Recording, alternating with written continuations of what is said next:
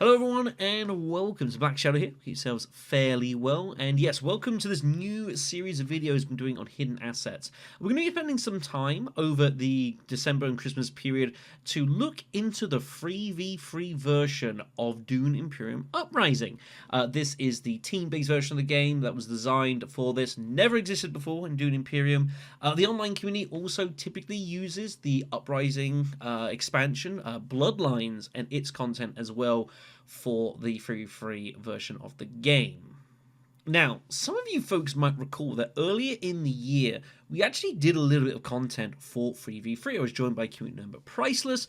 We did a video talking about, in very general basics, what 3v3 is, and then we actually commentated on a live game of 3v3, which was a lot of fun, and I did enjoy it. However, there was intention to do more content for 3v3. It kind of fell by the wayside. Life got in the way, which is what it is sometimes. But we are now here. And so what I want to do and look to do is we're going to generate this series of videos to kind of target for folks that do understand and, have played a bit of Uprising and know the general game and have interest in looking to see what 3v3 is all about. Maybe give the game a bit of a spin themselves, but are honestly a little bit scared and intimidated by all of the stuff that 3v3 entails. I mean, you just look at this, there's a lot going on here. You've got commanders, you've got the fact you're on a team, you've got to talk, you've got to cooperate, and there's lots of little nuances to 3v3 that, speaking just from myself as well, someone who's not played 3v3 before, it's a little scary and kind of makes me not the most keen to want to get involved in it. And so I figured that it would be a really good idea for us to be able to have this knowledge resource, which doesn't really exist on the internet at the moment. 3v3 is a very is a niche mode, but there's very little information about it out there. So I'm going to be joined by members of the 3v3 community, veterans that have played plenty of games to share their expertise and knowledge, and we're going to be touching upon a variety of basic concepts and ideas for 3v3, and over the next couple of videos, basically the things you need to know, that if you watch it, you can get an understanding of how 3v3 works, and then start jumping into your own games as well. The plan after that is I will play a game of 3v3. It will probably be a car wreck, but at least I can't say I don't know it's going to happen. And then I will probably also look to delve into some more specific concepts as well. But for the time being, we're going to keep it fairly general, fairly basic, just those overarching, what are you trying to do, what's the objective, how should you, kind of try and work with your teammates, and all that sort of stuff going on. So hopefully you guys will find this series of videos, useful, interesting, entertaining, educational, and so for myself as well as someone who doesn't really know a lot about 3v3, it's an interesting insight into kind of a world that's kind of a little bit hidden away in the corner, but probably deserves a bit more attention in the limelight. I hope you guys, if you want to see more of this as well, and other content we've got on the channel, obviously you can like and subscribe to the channel, it would be super awesome. But let's get stuck into our first topic for this series: how to get a game of 3v3 even going in the first place. Okay, and so we're here on the 3v3 board, which looks vast and complicated. There's a lot of stuff going on here, but I'm told it's not actually that bad. And thankfully, we have two veterans of the 3v3 community. First up, we have Mr. Priceless, who was with us back in April. How you doing? Hi everyone, I'm doing good. Thanks for the invite, Black Shadow. Glad to give more content. And also we have Yash3096 as well for the journey. How you doing, man? Hi, Black Shadow. I'm doing good. Excited to discuss this today, so let's get it going. Yeah. I do feel bad that we did some 3v3 stuff in the late spring, and it's now Christmas, which feels really terrible. So I'm sorry about that, but we're here eventually. Now we have a plan up and running to introduce more about 3v3, which is a not particularly well-known way of playing the game, but the more I see it, it does look interesting, and the more I caught myself and I should probably play a game. But I feel like knowing more about it would be good, and so that's why we're all here. Anyways, so first up, we should probably talk about just actually making a 3v3 game. There are a couple of technical specifics to this, I believe. Yeah, so I think one of the specific things that we use is that we go through the salty run back, because everybody's kind of joined in there and LFGs don't get flooded. But you can always still feel free to post an LFG in the normal TTS lobbies. Try to update them regularly to up them again if they get flooded. Sometimes we do post over there as well, looking for new players when we don't have enough veterans. Mm-hmm. So that's like a first point of how to get a game going. It's to manage to get 6 players. There have been multiple improvements towards like the LFGs. So we also do like timed LFGs that someone contributed towards, that it will have like a game starting in 3 hours or 2 hours, so that we don't wait very long to get 6 people in to start a game right now. Yeah, a bit of pre-planning sounds like a good idea, especially 6 people. And it's not a short game either. Like it is quite a commitment. You're looking like a couple hours a game minimum. I think we've managed to cut it down to somewhere between 1.5 to 2.5 hours. Which isn't too bad. I mean, yeah, I remember I did play half of one like in person once, and it was like 4 hours. And the game was not done. I was like, oh my god. Yeah, I've already played 4-player games that went 1.5 hours. So to be fair, it's a really decent pace. It depends what round you go, obviously, and what round you finish. If you finish round 5, then obviously 1.5 hours is fine. If you finish round 6 or 7, then it's probably going to be more like 2.5 hours. Mm-hmm. Exactly. So the mod that we've got up here is not the as of time of recording. This is not a base version that's available on Steam, is it? Yeah, it's a save that we've shared with each other as a member of the community tweaked it to replace the starter cards in the correct places on the 3v3 board because some of them were misplaced, and also adding a couple of cool features like when the Fremen team will click on a starter card, they have the pop-up that's asks them if they want to pay 2 spice to destroy it. So yeah, there are a couple of basically tweaks.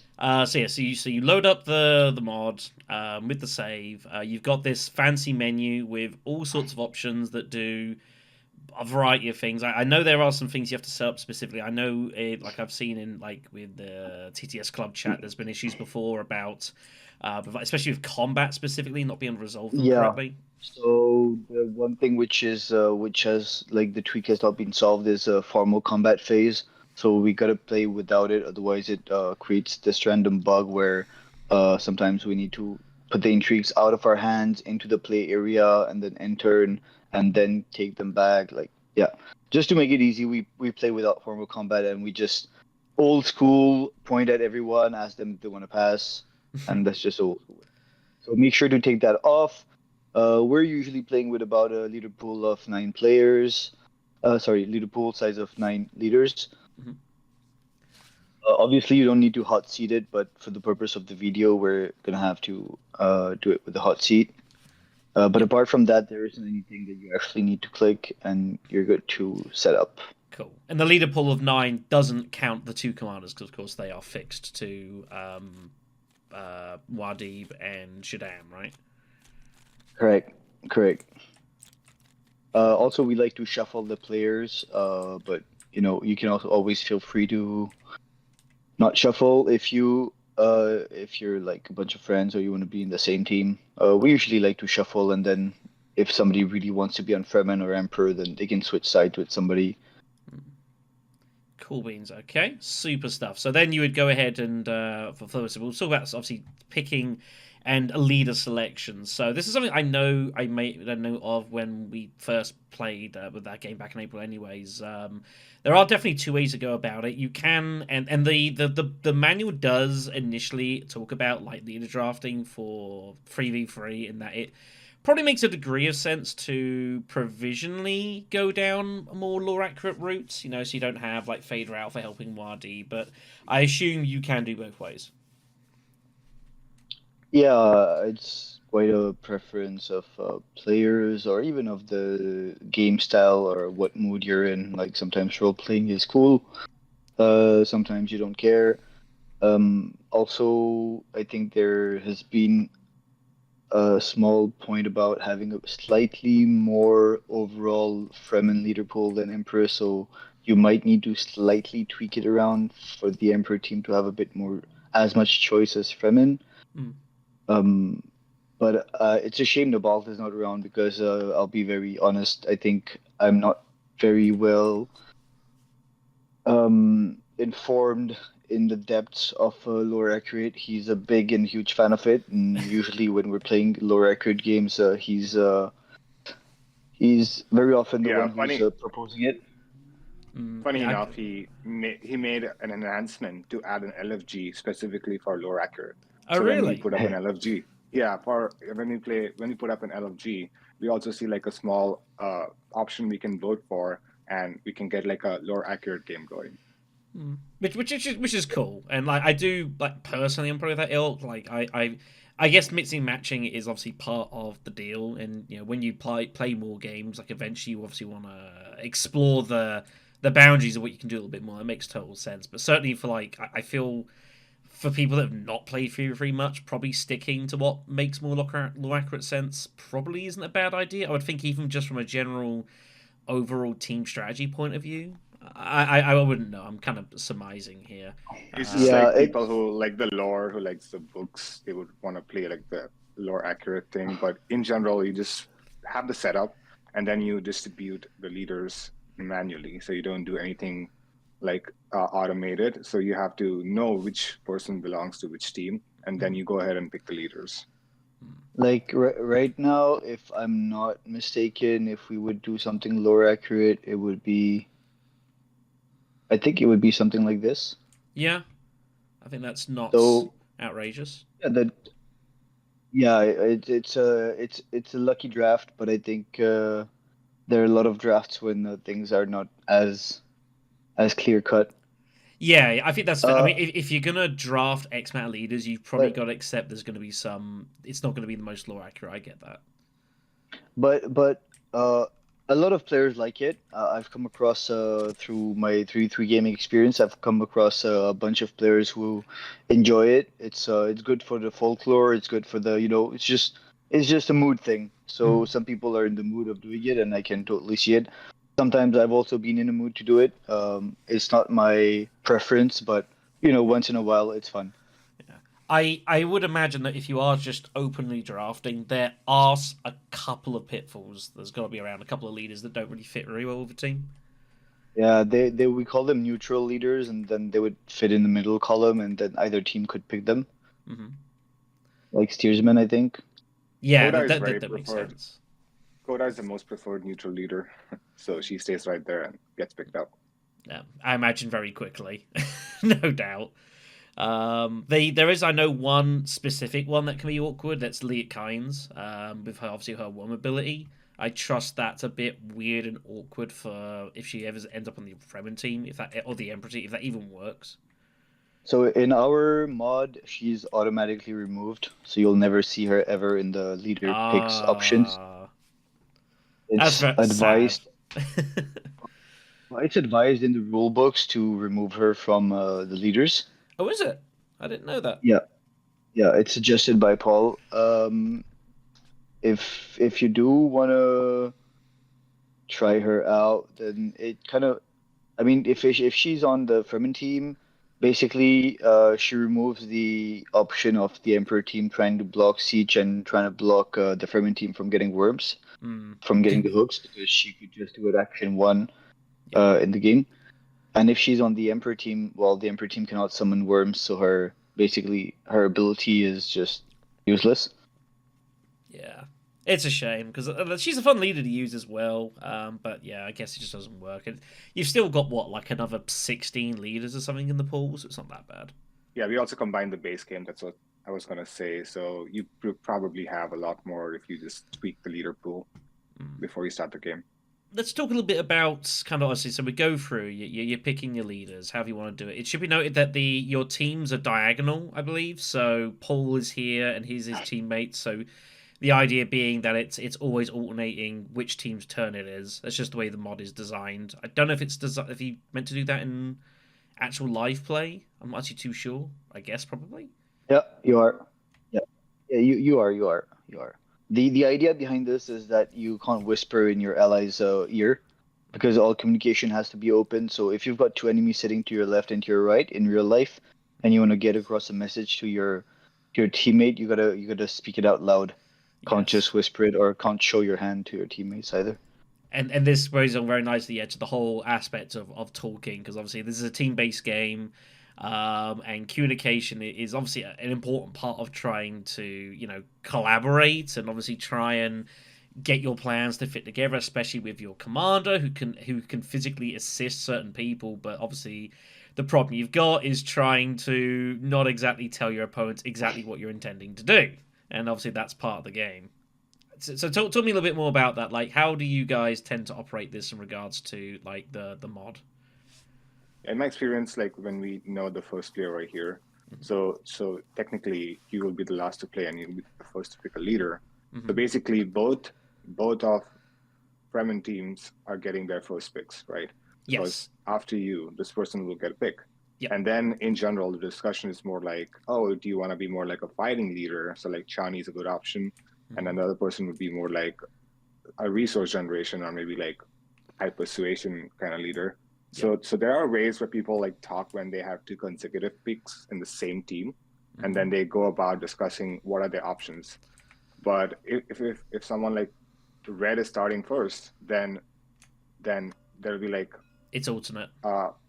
alternate pick for each team. That's right. So blue will pick, and then depending on what blue picks, which they can obviously discuss, they will have consecutive picks again. So there's a lot of discussion happening between team members. They sometimes want to swap seats to just have like a better positioning right after the commander, and then they pick the leaders accordingly. What about then? So obviously, yeah, you pick leaders, but what about talking more so in the game? I assume there are rules and general kind of principles you kind So of abide for by. communication, we've done a very simple, straightforward thing.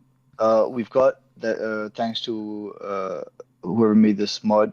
Got added clocks which are team based, right? So at the start of the game, we define what the times are gonna be. So for instance, I would do this. So this would show that like round 1 is 10 minutes, round 2 is 20 minutes, and so on.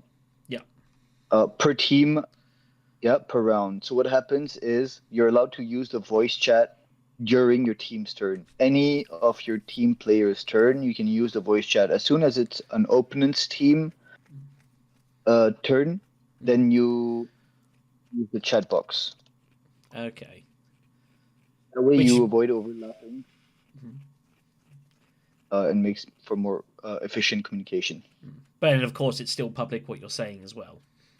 Yes, also avoids misunderstandings. Like, say, right, you're with Yash in the same team right now, and you're about to buy a card, and you're asking Yash, hey, what card do you think I should buy? I'm thinking of buying Sudden Fate, and Yash is like, oh, maybe you should buy Holy War, and then I suddenly jump in and I go like, no, buy Rebel Supply is the best card of the game, and you just click on it, and then all of a sudden it's awkward, right? Because it's an opponent who just like basically kind of bullied you into buying a card Yeah. that Don't. Like, oh, I mean, I'd be scared of you too, admittedly.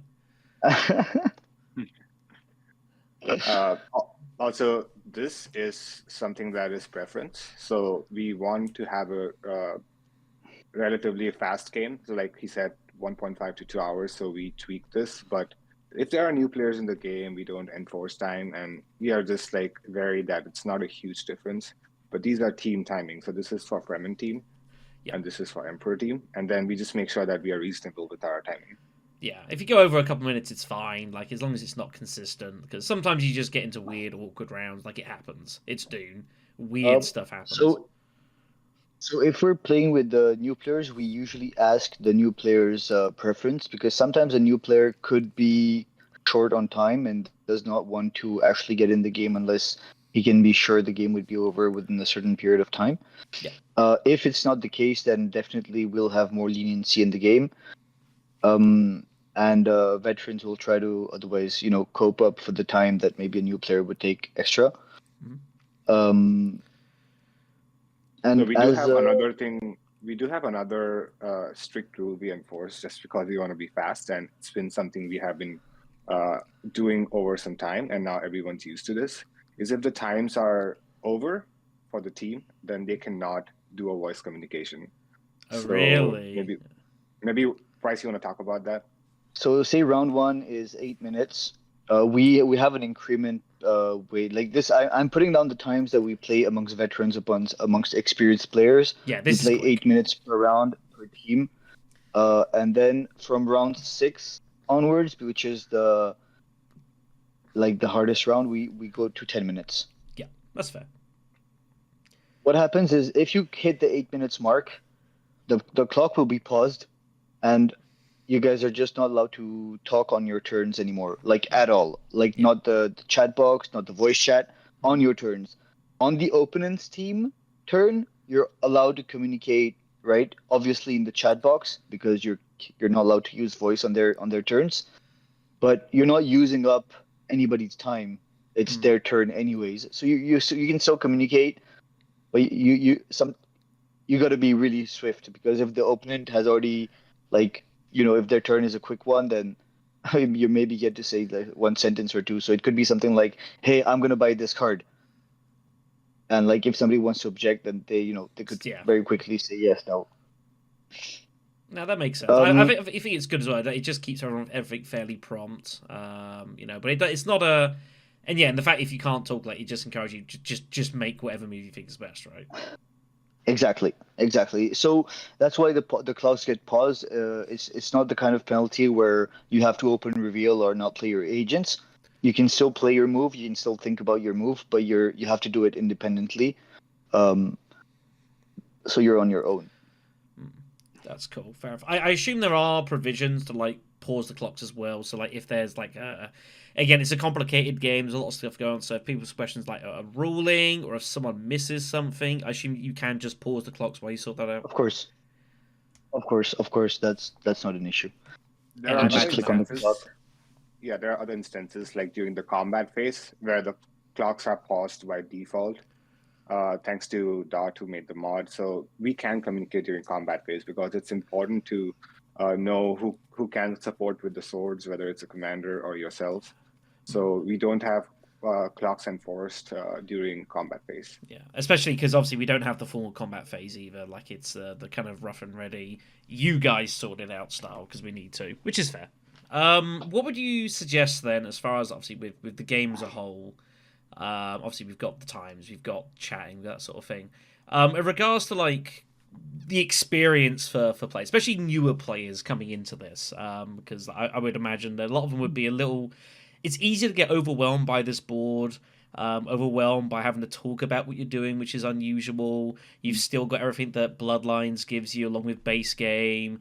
You've obviously got commanders. Like, where would you kind of suggest for new players? It is a bit scary. So yeah, okay. So the 2 points I would close up communication and time management points on would be and that helps the experience of the new players. Time management wise, going fast, very fast in the early rounds allows you to, as you see, it's compounded clocks time, right? So if you took only 2-3 minutes in your round one, that extra 3-4 minutes you gained, you basically have them for round two. So as far as time management is concerned, being quick in early rounds is very rewarding in the late rounds, which require much more thinking. And communication wise, we ask very clear cut questions, which I would also advise new players to try and follow, which is, are you fighting? Can you help me fight? And answer those kinds of questions with, I could, maybe, I'll tell you on my turn. Right? Basically, trying to give up less information, but also trying to get a feel of what your teammates are or can do. If you might be playing a more faction-oriented round or a more combat-oriented round, is usually the major questions that are being asked at the start of the rounds by various team players, just so that they can start kind of mapping out if they might need to compensate with a bit more fighting or maybe with some more support, etc. And that's part of obviously the game as well. Is like obviously anything you say, your opponents are listening to. So you've got to try and understand what your teammates can and are willing to do without making it completely obvious to your opponents. I guess there's only so far you can go though. Yeah, exactly. But it goes both ways as well. Obviously then they're talking, you're kind of trying to listen and kind of settle for that. And I guess as over the course of time, not so much big deal for newer players. Probably just keep it fairly simple and straightforward. But as you play more and more games with people, like you start to kind of, I'm sure, understand a bit more what they're saying, what they're talking about. And I'm sure there's been times where someone's tried to like deliberately mislead opponents and saying, "Oh no, I'm not interested," and stuff like that. I don't know how effective that could be, because you could just mess with your own teammates. So yeah, most of the times when new players play, most of the times when new players play, I feel like it's easier to know their options by just asking them whether they want to play a faction or whether you want to deploy. And that's where we take the lead as a team to like support them in their actions. Mm-hmm. So it becomes like very easy to communicate those things during their first draw, and then that's where most of the players are like just asking for opinions. And opponents do listen to this, but there's nothing much that could be going wrong once you like start communicating well. So once you start communicating, your team definitely helps you doing whatever you want to do. Regarding the experience of players, I have a small point actually, so I can throw in. Since a lot of times what happens is a new player gets dropped into this pool of veterans. It might be a bit. Sometimes it might be a bit of how do you say? It's intimidating. Yeah, maybe it could be a bit, but we try our best to really let them fit in. Depending on what style of player there is, they should not feel uncomfortable in letting us know, like, hey, please guide me through more, or please give me more autonomy, because I really want to get a feel of it a bit by myself. Depending on how you'd like to learn the game, if you end up being in one of our games, don't hesitate to tell us, like, all right, let me just do mistakes and bear with me. We're fine with that. Or some other players are like, "Oh, I'm so scared of doing mistakes. Please give me more guidance. I don't want to throw the team down or whatever."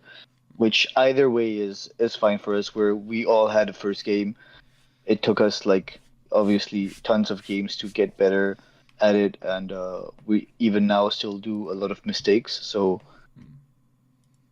don't be intimidated. Don't hesitate to also stay back after games. Let us know what you thought, if some things were good, some things were not, so that we can be also more, a bit more professional in our way of integrating new players to the game. Because sometimes when you're a veteran, you don't realize, you don't really. It's hard to remember and recall exactly what your first game was like, and so it's always good to have feedback.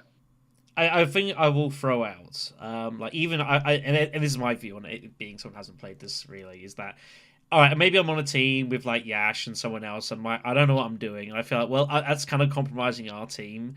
I would argue that it goes for the opponents, because they have no idea what you're going to do. Like, you're a bit of a loose cannon, and that can throw them off as well. Like, they might not, like, if it's someone you've played 20, 30 games against, like, you might have an understanding what they're generally going to do. But if it's someone you've never played against, like, it's hard for your opponents to know what you're probably going to do sometimes, and that can offset them as well, I think. So I think it goes both ways. That's my polite way of saying it. We did forget to mention one important point about the setup, is that the card that Shaddam has to put aside, because of how the turns are designed and everything, and once everybody has picked the leader, the game will just kick off and Shaddam will see his hand. What he does is he actually puts the card aside, and then we just leave this upside down, because technically nobody's allowed to see it until the game starts. Oh, that's just for the first round, is it? That before the first Yeah, round? yeah. It's just for the yeah. Okay, So we that's usually cool. do that during the debate. So, yeah. And just a reminder, yeah, so this reserve of cards, so it has to be a card that's not a Fremen card, right? Correct. Also, all the time that is taken during setup for leaders and stuff like that is not counted on the clocks so far. We have sometimes amongst veterans thought of whether it should or not, but nothing has been decided as of now for it anyway. So we restart the clocks, we put them back to zero for when the player one is going to make his first move. Okay, that's cool. Quick question, just out of curiosity, with the reserving of cards. What happens if, for somehow, and it must have happened occasionally, every card is Fremen? I guess they just can't pick anything. Yeah. I imagine that's happened once or twice.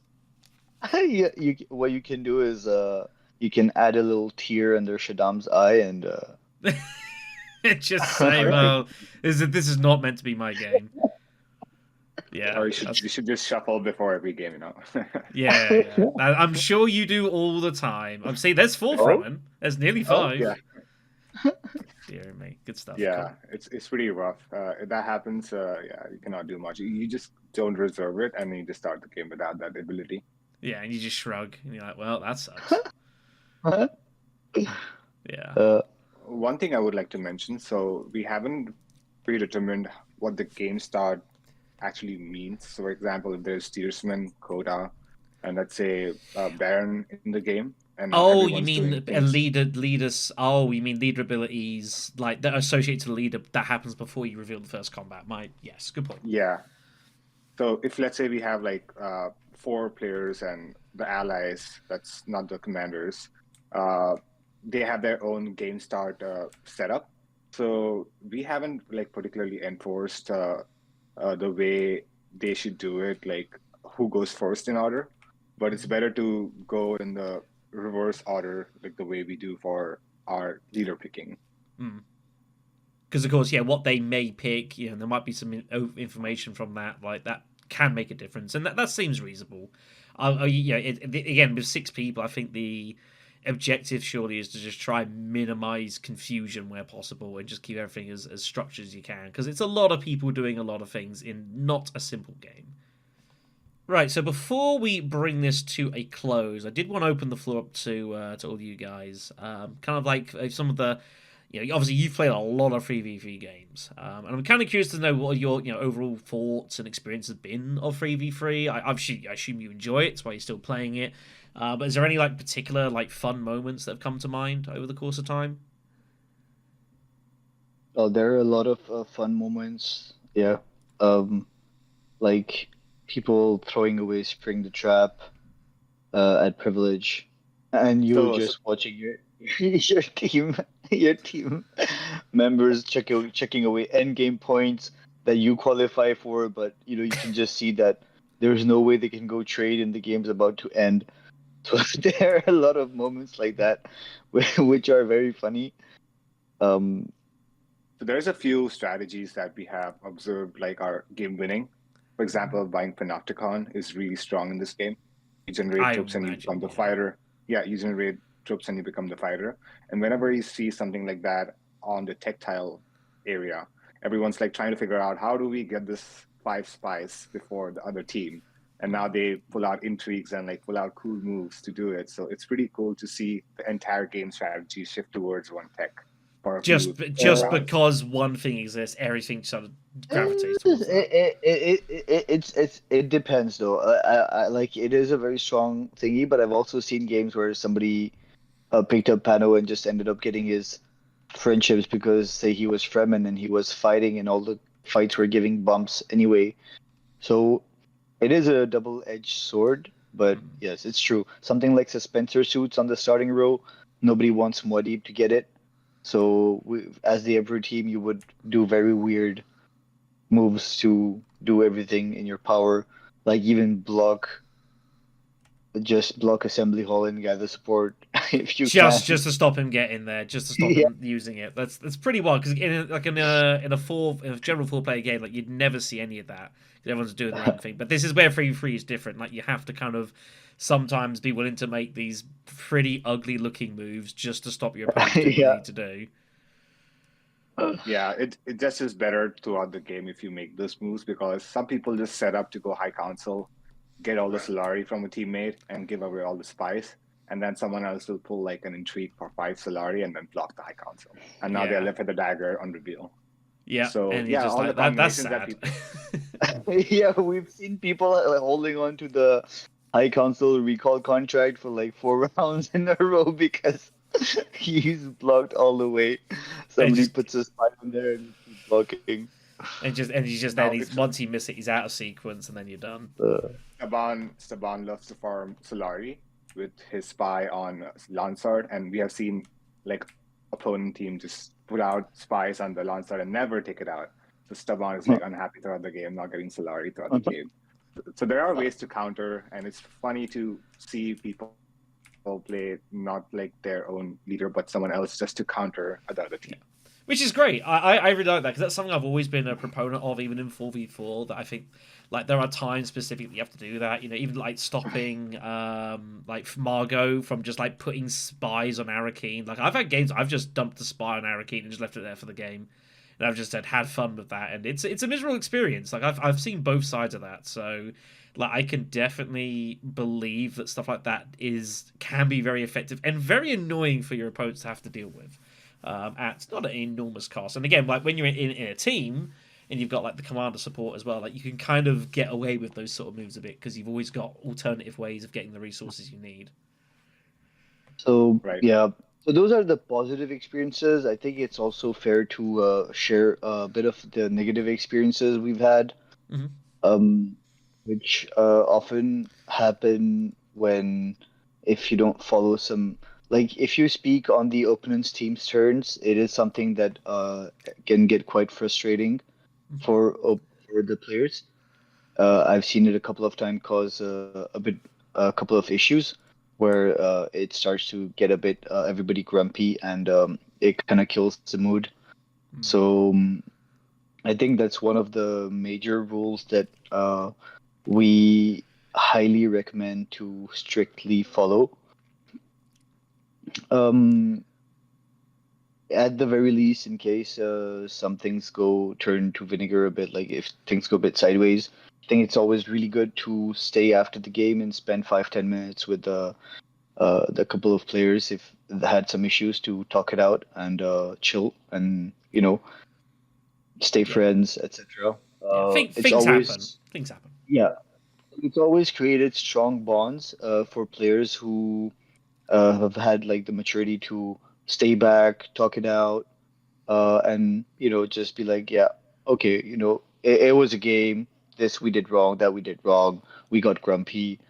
Now we explained each other, and it's fine. We'll pay a bit more attention next time, and everything. You learn a bit more about the player, and you understand a bit better where they're coming from, and it just makes to build a more united community and better games for the future. But it can happen. We're all humans. So if anything like that happens, yeah, if you have it in you, stay back, spend 5 minutes, tell somebody I didn't like this, I didn't like that. What can I improve? What can you improve? And that's a really, really solid way of creating good bonds and making sure that the games moving forward are even more enjoyable. It is pretty rare that it happens, but when it happens, it feels really bad because, you're six players, one or two are having a bad moment. Everybody can see it. They obviously don't feel good about it. They want to try everybody. They want to try the best for everybody to have a good time. They might try to compensate, but yeah, it can happen from time to time. And I just think it's good to be able to take a couple of minutes off after the game to, debrief, and move on, leaving with some positive things in mind. Fair. You agree, Ash? Yeah, definitely. Like I feel like every game there are consequences that if you take one line, there are consequences that you miss out on the other line. So there is always something that you don't know what opponents hold and bring onto the table. So you got to be mature about what you are trying to do and what you might miss out on and talk about it at the end of the game. So when you're sitting down as a new player and obviously picking your leads, or whatever else, a question that comes to mind for me: do you have any suggestions whether they should just pick any of like the corner spots, or do you think first game they should even entertain like the world of commanders and understanding how they work? Do you think that's a good idea for an initial player to do? A lot of players Uh, are very scared to pick commanders. We push them to take it from their second game onwards. I would personally uh, propose them to start by being an ally, but if they really want to start by being a commander, I'm definitely not against it. I would, though, appreciate it if they have taken already some time out early outside the game to dig into the 3v3 world, see the commander's cards, see what they do, maybe watch a video of yours or something, so Like that they this don't. series, just like this series. Thank Yeah, you for the cheap plug. Uh, yeah, because commanders obviously do make are a big part of this game, and you're kind of not playing as free leaders at once, but you're playing as yourself, and also like your allies as well. So obviously, if you need to have some understanding of how free works surely before you entertain it.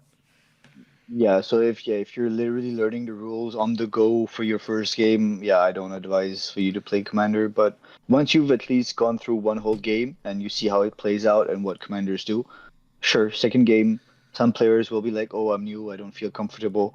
Us veterans are usually pushing them to be like, "Hey, you have to do it someday." So also by playing commander, you have a better insight of how the 3v3 every seat goes, right? What your commander is thinking because you've been there once. So on your next game, when you're going to be an ally, you have much more information about what he can do for you, how it plays out to be a commander. So I advise that you should, as soon as possible, try to get a seat as a commander. Yeah, and I'm sure we'll do a video at some point discussing more about what commanders do in particular and how to work with them as well. We'll make that a part of the series, definitely for sure. Right, I think that's about everything I can think of here. So I will thank all of you for your time. Hope you guys have enjoyed this little more of a proper introduction in 3v3, and hopefully for people watching can at least feel they can sit down and it's not as initially scary as it first looks. There's obviously a lot of intricacy in regards to strategy and like how 3v3 works in regards to that. We'll talk about that uh, we'll talk about that definitely more in more specific videos. But for the time being, I think this will cover us here. So yeah, thank you to Yash, to Priceless, and also a little hiding Nabalt in the corner, who's responsible for getting us together in the first place. Just kind of just chilling down the side, but that's fine. We'll let him hide. He's a shadow raccoon.